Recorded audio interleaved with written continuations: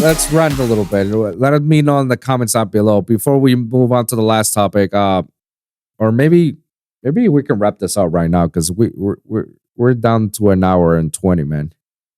I mean, do you want to talk about the Saturday, bro? All right, let's talk about Saturday. Let's do a quick review of TCG of Saturday. So last Saturday we went to locals. I was so happy to be back there again, and we saw all our friends there. Like Ruben, Alex were there. It's like, I felt like the whole gang was back again. We fought your boy. What's his name? The Exorcister player. What was his name?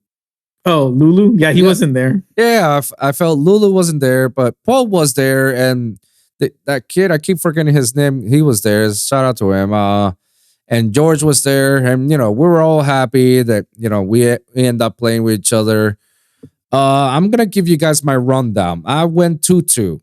Why, Wolfson? I thought you were a good player. Yes, I am a good player, but hear me out. I'm playing Centurion Horus, which out of all the rounds, I've only bricked twice of all the rounds. Bricked twice, and it was against Matt.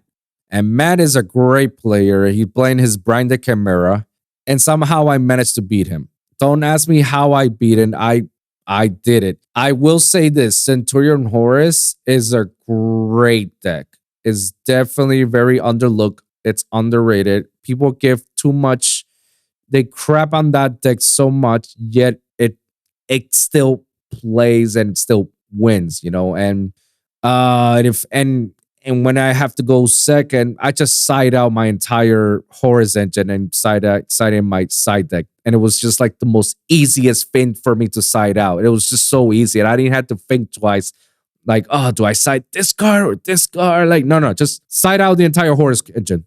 Side it out, including the Vision Resonator package. Side them all out and put all the gold second cards. And it helped a lot because I was able to see all the cards, all my gold second cards. I saw them all. It was worth it. So my strongest people was Baron the Chimera and Vanquish Soul. Those were like my two biggest ups. My two losses was with, again, I maybe I have a bad luck that I tend to lose with rogue decks. Because my two rogue decks were Photon Galaxy and Marincess. And maybe I'm Marincess and shitting it way too much. I'll consider Marincess a tier 2 at best, if anything. But those were my worst matchups. And yeah, now I see how the deck struggles a little bit with rogue decks. Like, it's great against meta decks, but rogue decks you're on a high competition. It struggles a lot. That was my experience. What's your experience overall? On Saturday, well, I went undefeated.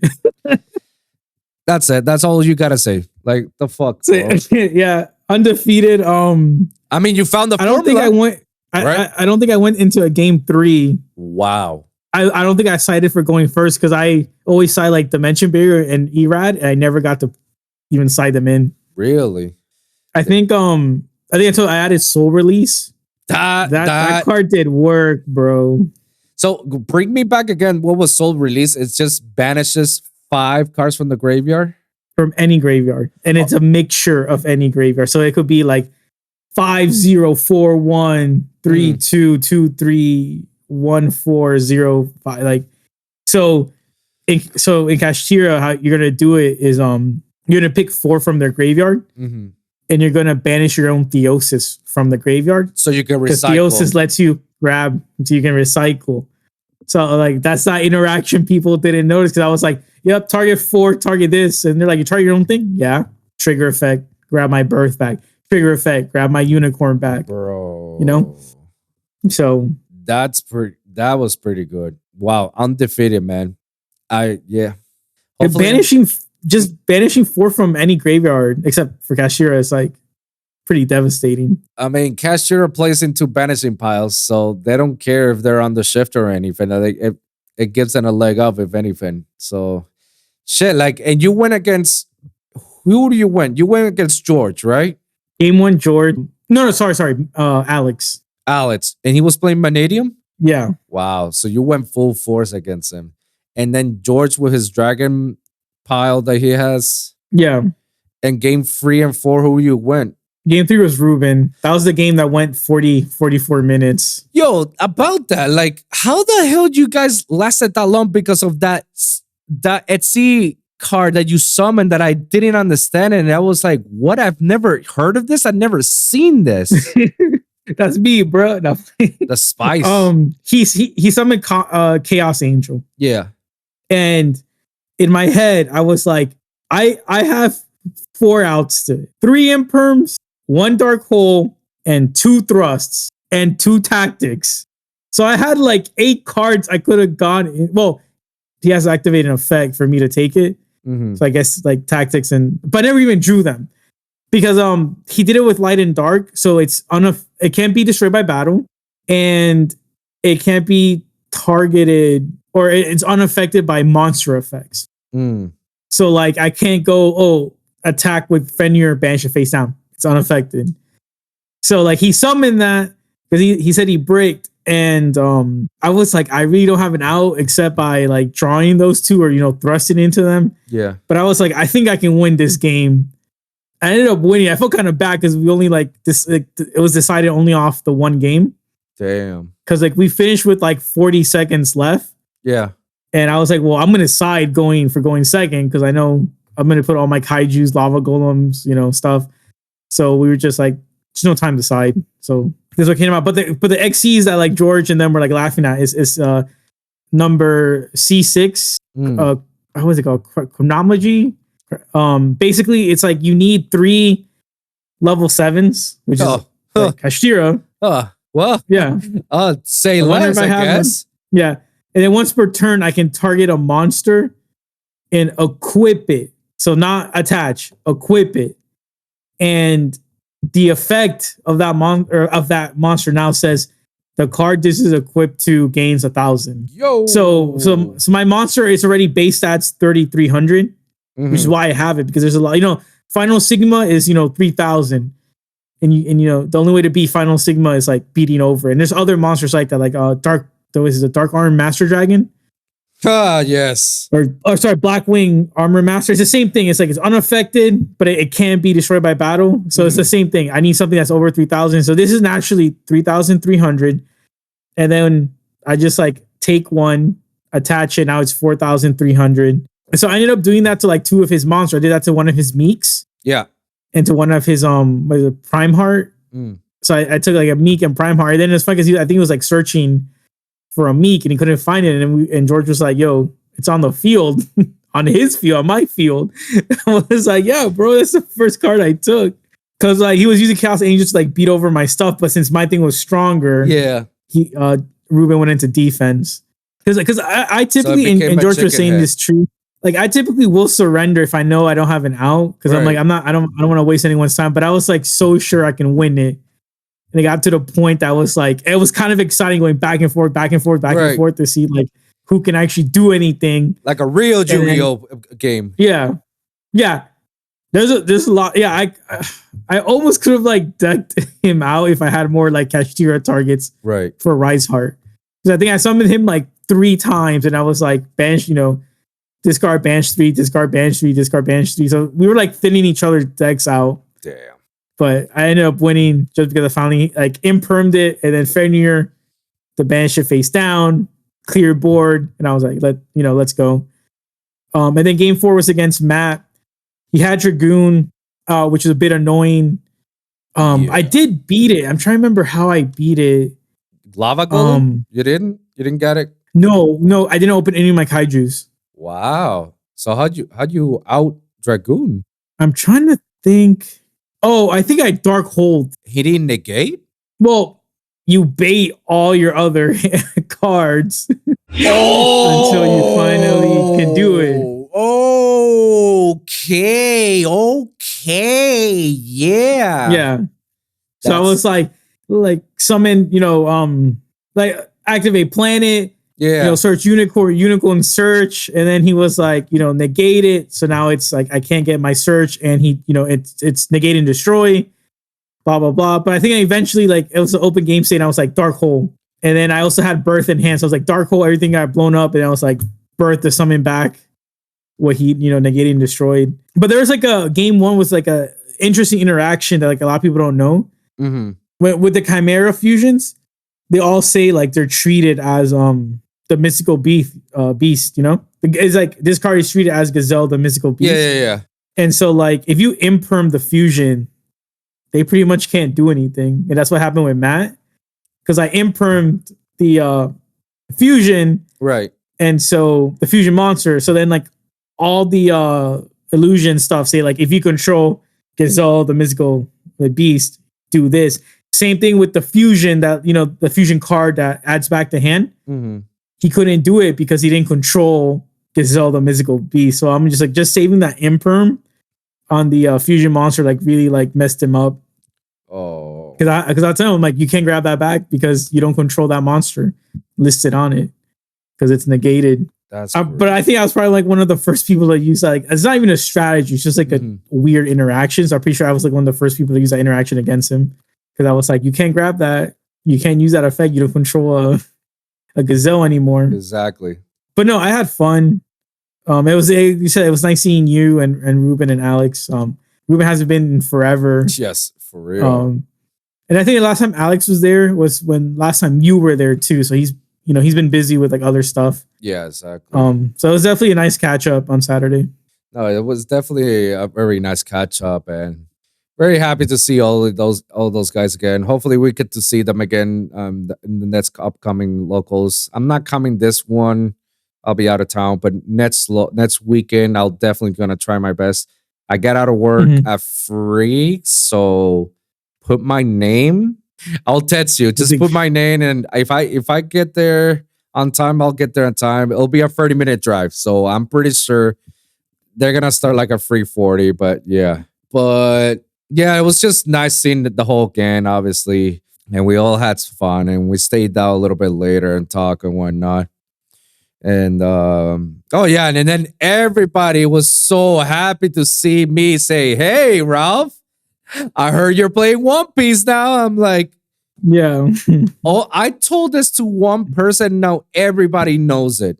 Like, how the hell how the hell is like, yeah, now you're playing One Piece. Hey, what cards, what did you play? It's like, oh, I'm playing Red Purple Luffy. Oh, that's a good one. That's good. Good. It's a good thing to say. Hey, so you're getting these cards, right? I'm like, yeah, I just got these cards. It's like, oh no, but now you can get a playset. What do you mean? Oh, the ban list is out. So now you can get 4 of these, 4 of these, 4 of these. I'm like, are you shitting me? I just got into the game and I got the right amount of cards because that's what they told me. And I got it for the low. I got all these cards for the low. And now they tell me like, oh no, now you need to get these same cards that were limited. Now you need to get like 4 copies of it. I'm like, Nani? Bro, those cards are like $40 fucking now. And I got them for 7 or for way less. I said I'm gonna invest on One Piece. Sure, I'm gonna invest on one deck and one deck only, and that's that. I'm not gonna go about like I did with Yu-Gi-Oh. And now they're telling me like I need to invest more. I was like, fuck. Right there, you saw me. Like I had to get a few cards from Travis. I had to get another new gate, like which is Whitebeard. I had to get another Radical Bean, and I had to get a Shanks as well. I was like, God damn it, I can't believe now I had to get this. And I got myself a playmat, the Ace playmat, which I out of the One Piece franchise, Ace is by far my favorite character. If I would have played Ace, people say that Ace in this format, whatnot, is not so good. It's playable, but it's not good. So I was like, all right, if I'm gonna have fun, I'm gonna have fun with a deck that at least allows me to play competitively, not a deck that is like I'm gonna lose on every fucking game. At least I know in the Red Purple Luffy, everybody tells you like, oh no, you have a great selection, you have a great deck. It's like, all right, good. At least I'm investing. But so far I invested it. I'm down $100 on the investment on it. I got the structure deck. I mean, I got 2 of the structures. I got the free captain structure deck and the starter deck, the Luffy. And I also just invested on the singles, which the singles were cheap. They're all like a penny each, depending on which card you're getting. The most expensive was probably like Shanks, that it was like $25, but I only got one copy. Other than that, it was Edward Newgate, which was a 7 when I got it, and Kaido for 5. So there's other cards that people are telling me I need to get it from the deck that I'm playing, but it's like, bro, we're talking about $40 fucking dollars, and it's a playset of 4. I need to have 4 copies of it, so that's almost $200. I was like, nah, bro, I'm gonna chill with this. Like, I don't know if I'm gonna play on the local scene. I just got the deck just to have fun because I started digging in it. I started playing a little bit. I learned the rules. I have the app to learn. I got the simulator, and it's actually pretty fun. It's pretty fun. I will play. I'll go on a Saturday with George and Matt and just play, or with Travis and play them at the Saturday so I can learn more and whatnot. But I don't know if I'm gonna go on a Wednesday or a Friday to play locals. Like it'll be too much for me. Like I'm more of a Yu-Gi-Oh player more than anything than One Piece. One Piece is just like it's a fun hobby to play on the side. It's fun. But something that I told you earlier, like something that's getting out of hand on Bandai and the TCG itself.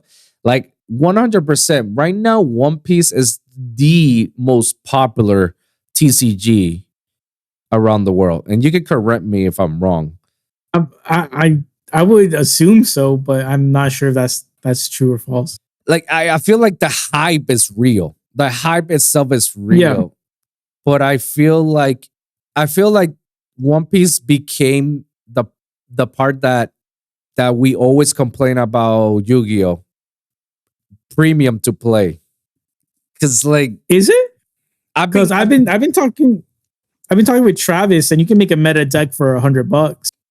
I mean, the same argument can go with any of the Yu-Gi-Oh cards. Like a Manadium deck, I only invested on it. Like I don't think I've went $300 on a Manadium deck. I know I spent way less than that.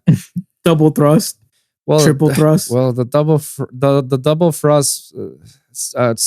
Like those cards count, and I'm saying like for at least what Travis says for One Piece is like you can make the whole deck meta for like around 100, depending like if what deck you want to play.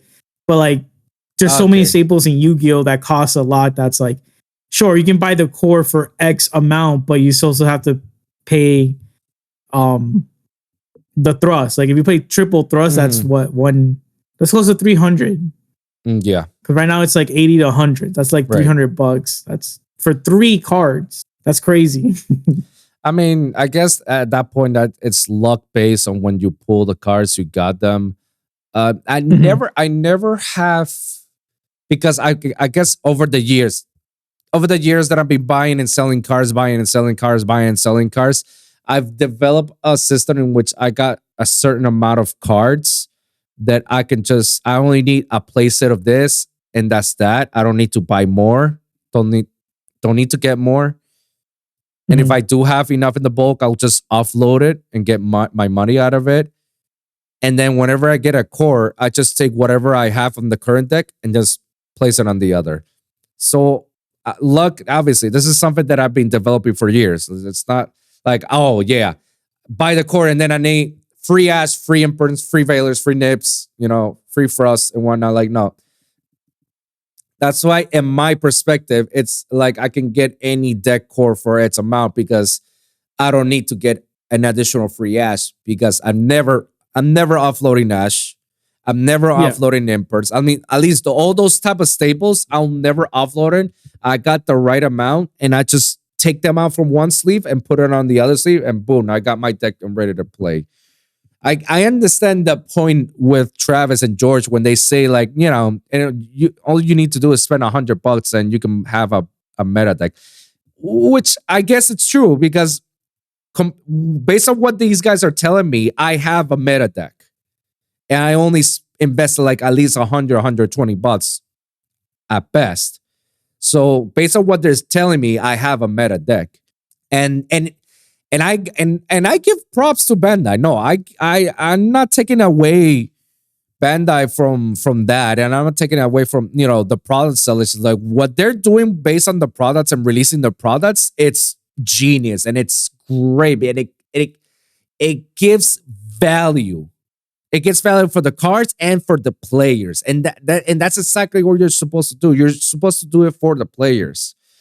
But I have been noticing that, like, budget that can only get you far. Like, if you want to go way, way, way competitive, like, you have to spend the money. Like, and obviously that argument can go with any decks. Yes, of course. Right now, I heard like people say, "Oh, the Whitebeard deck is gonna be broken." Oh, the Sakazuki. That's the Emerald's name, right? I keep forgetting. I'm not familiar with One Piece. Okay, don't worry, you're not missing much. It's a lot. It's a lot of fillers and a lot of crying. That's the best. That's the evil way of me describing One Piece. The Sakazuki, which is like a purple and blue, something like that, and they said that's like the most tier 0 meta deck. Yeah, like the way I'm trying to get to is like I feel like One Piece is reaching to a point like it's becoming premium to play. Why I'm saying this? Because people are like so behind One Piece that certain cards are starting to skyrocket for no reason. It's like, oh, because you can only get on this deck. Oh, and it's this deck. Oh, we're gonna raise the price. All I've seen is that's getting raised up. Yeah. Konami, when structured decks, like for example, the Brandon Fusion structured deck, I feel like that was the deck of the year. Anybody can argue with me, but I feel like that was the deck of the year because, bro, it had fucking Brandon Fusion. It made Albus and Despia a meta deck because of that one structured deck. Like, have Mirror Jade, have Lupelian, had the Brandon Fusion. Like, bro, those cards are broken as it is. And that deck to this day is still at $10. Any starter deck or structure deck for One Piece, if it has broken cards that hasn't been reprinted, it starts at 30 minimum. And well, to be fair, for Yu-Gi-Oh! Structure decks, you need to buy 3. I thought with One Piece, they give you the multiple copies. Certain decks, because I found out that in certain decks you're not gonna get all 4 cards. You're gonna get the most common cards, a play set of 4, but like the most popular generic cards that like for example, I bought the structure deck of Luffy, and the Luffy card, the one that's playable, the red Luffy, I only get 2 copies of that, and then 2 copies of another card. And everything else is just a playset. And I heard that, you need to have 4 copies of Luffy. And that one Luffy is already $12. So essentially, I got my money on buying one structure deck. But then that means I have to get another structure deck, or I have to buy the individuals out of it, the singles. Bruh. That's the argument I'm trying to get to with the structure decks, because the value is way ridiculous. And I know that the card that I'm supposed to be playing, Queen, she's a purple, and I need to have that on my player because she's a great blocker. I need to have 4 copies of it. That common card, is $40 alone, and I need to have 4 of those. Nani? Bro, that's crazy. Bruh. And they say that you need to that's a must. Like, if you want to play that deck competitively at a meta level shit, that's a must. And I looked at the structure that is like, let me get the structure there for $30. They're like, fuck that. And the structure that is $60 because of that card. And I heard that there's only like 2 copies of her on that deck, on that structure. So it's like, so you see, you can argue with the structure that you need to buy 3 of them to get all your cards, and then you spend $30. But when you look at the structure that's on these certain structures, not all of them, because there's other structure decks that are like $14, $15, $10. But obviously, those are the decks that nobody's playing, or they're not strong enough. Right now, they're like, anything that's red, that's yellow, and that's purple, those are like the 3 main decks, the 3 main colors that everybody's playing. That's where you get the most meta cards. And the thing about these cards, if if they don't get reprinted, their value goes high, high, and it doesn't stop until a ban list, which is obviously that's every time there's a ban list, card value drops like significantly, which obviously makes sense. But that's when I buy my cards in Yu-Gi-Oh! When there's a ban list, 3 ups, let's go. Yeah. Because it'll be like $10 and it drops to like 25 cents. And I'm like, or when I see Master Duel start to unban stuff, I also will be like, let me start buying these while they're still banned in TCG. Yep. Like recently I bought the like Barrages, Zodiac Barrage. Mhm. I didn't have any. I'm like, let me buy them because they're like 25 cents. And it just got unbanned on Master Duel. So the Dragon Rulers, bro, that we predicted in our previous episodes. We predicted. I mean, obviously, it's a Master Duel that we predict that ban list. So it's too early to see what will happen in the actual TCG. But sometimes the TCG takes hints from Master Duel. So the fact that they like, I mean, for example, they unbanned Blaster. They first unbanned Blaster on a Master Duel and they put it to 1. And they did the same thing on TCG. They limit to 1. So the fact that they did that with Redots and Title, we might actually see that happen on TCG. Now they're like $7-10 right now. And I know I got them for $3. Ban list. It definitely makes and breaks the market, basically. But yeah, like I'm enjoying One Piece, but I'm having that gripe that it's becoming premium to break. Like, for example, another example that I don't think anybody is like pointing it out. They say like, "Oh, this is a wonderful thing," and in my head, it's like, "This is a horrible thing." The bots is, bro, bots of One Piece of the next corset. I'm seeing it that it's going for $500. Like, they're selling it and people are buying it for that much. 100 to 500 up to 1,000. Like, bro, that's a lot. And they say like, and the way that I was described about One Piece is that every core set or every set and every deck, structure deck that gets released up till now, piggybacks one to another. Meaning that you need to have cards from the first structure deck for you to play the next core set. So that way, you know, I guess it balances up a little bit.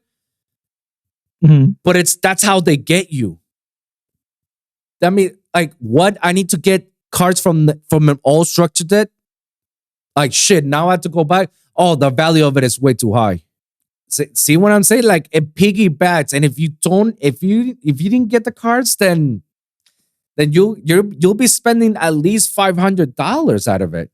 That's why I'm looking at it at that perspective, that it's a premium to play. These guys, like no offense to any of these guys, like I see the hype. I see how this is a great game, a very well balanced, and it's good for everybody, but it's already becoming a premium to play. Anybody can argue with me, oh, but Yu-Gi-Oh's worse. It's like 100% Yu-Gi-Oh's worse. They've been doing this for long time. Of course it is worse, but at least I don't have to rely on cards that I have on Photon Hypernova to use them right now on the next core set.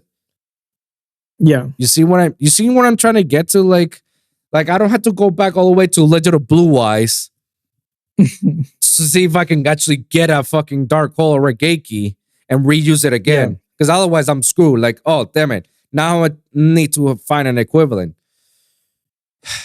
But that's my gripe out of it right now. I maybe I'm overthinking about it. Maybe I'm reading into it. I'm just getting into it. I'm having fun with it. Like, but it like, compared to Yu-Gi-Oh, I don't think I've spent that much money on certain cards so I can play a deck versus on this one that I need to spend the cards. They say that there's a couple equivalents, but you know, that will get you far. But that's my thing. And And I don't know if there's gonna be a reprint set where I spend this much amount of money, and I was like, pfft. They say they're not making a reprint set, but it's like I doubt it. Like Bandai, it's getting inflated. Like I see all the prices of all the cards. Like, bro, if you look at TCG right now, you look at certain cards of One Piece, certain cards are like $2,000 alone. That's their Starlight basically for One Piece. $2,000 alone, and sometimes you need to have copies of that. It's like, bro, you're not gonna buy copies of that version of loan to play it. Like, come on. It's. I feel like there's about that inflation. Nobody's seeing it because everybody's on the hype train. There's an inflation that's getting bad, and it's gonna get even worse. And Yeah. until One Piece release a set that's all reprints, so that way they can crash the value of certain cards and make everything much more playable and balance out. This shit is gonna be pay to play basically. Because who's gonna play One Piece with a $30 deck when you're going up against other guys who have like literally competitive meta deck that are like 100? That's how I feel. Do you have any thoughts about that? Maybe I'm overthinking about it. Maybe you have a different perspective that I'm not looking into it. I mean, I'm not familiar with One Piece because I'm familiar with Yu-Gi-Oh. So I know, like, for Yu-Gi-Oh, you pay a premium to play cards a year in advance. Mm-hmm. But then in a year, everything gets reprinted, right? Like Fred Yeah. years were $70. Now they're $10. Yeah. Yeah. So it's like they went from 70 to like 10, but like you almost now know that, like, yeah, things get reprinted in the tens. But with Bandai, I'm not sure what their like structure is, their philosophy on TCG. So I don't really have an opinion because I don't know too much about them. Yeah. Have one. I just feel, yeah. I feel like that's what exactly what they need to do. They need to have a reprint set. Many can argue it, but it's like, bro, like you wanna let's just say that you are a One Piece fan and you wanna get into playing the One Piece TCG, and you say that you really wanna play the Kaido because Kaido's your favorite character. You're gonna spend like $300 on getting the whole deck or having a playable deck. Or if you want Ace, or you'll spend at least $100 to get an Ace core because it looks cheap, but getting four different Aces is $10 each. That's 40 already. Oh, and you need to get some of the other staples that helps out the deck. That's another 10, 20. That's 60. Oh, and you need all the other comments. That goes to $80. That always sums up, Yeah. Everything sums up. Like, and I found the formula to get all these cores so I could continue playing Yu-Gi-Oh from time to time.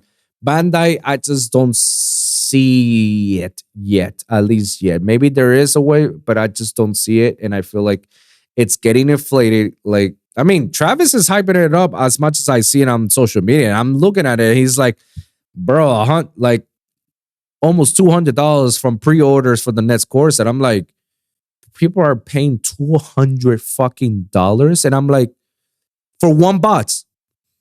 Yeah. For one box. And I'm like, but is this box that good that we need to get that deck of certain cards?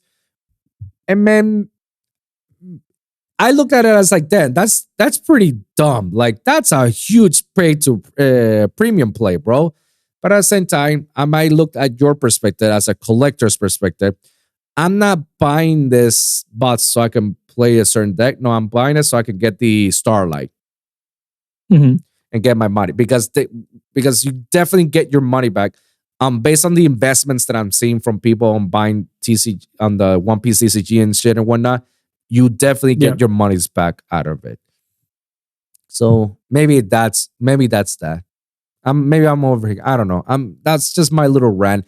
But I have no hate towards it. I hate that it has. People are saying they don't have it, but I'm like, come on, guys, like wake up. It does have it. It does have it. It does have the premium to play. Because I need it. Because there's a paywall that I had to pay I had to like again invest $100 so I can play a good deck, and yet I'm still short because people say like, no, you still need to invest 40 on these cards and whatnot, and another 20 on each. Yeah. 40 each, right? And Yeah. another 20 on the other cards. But they're great. They're gonna make your deck unbeatable, tier 0 level stuff. Bro, like you out of the money, man, out of the numbers is like, nah. Like it's I'm glad that I just got what I got. I invested on it. I'm happy with it. I'll play until they tell me I can't play it anymore. It's like, all right, cool. That's my mindset right now. Not gonna go way into the rabbit hole and play this on a competitor. If I become like the number one undefeated player in Travis's store, then okay, all right, then I'll switch up the game a little bit. But I'm just having it for fun, for hobby, and that's how it is. I'm having fun. Yeah. It's a good. I'll take a picture on my deck for everybody and I'll post it on social media so they can see it. But I'm just having fun.